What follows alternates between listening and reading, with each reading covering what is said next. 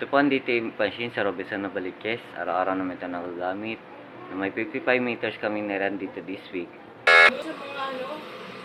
Ito po ang heads, cupping, head clean.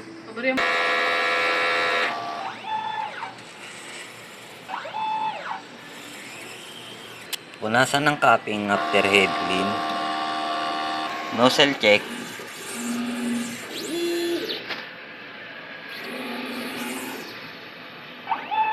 Buo naman ang nozzle check. Normal naman ang temperature. Ang gauge system ay tama lang. Lacing tank na rin every Friday.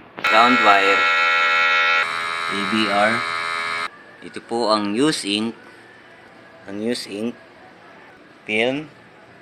Powder. Daily workload updated. Ito naman po yung consumable. Ito naman po ang daily maintenance checklist. Maraming salamat po.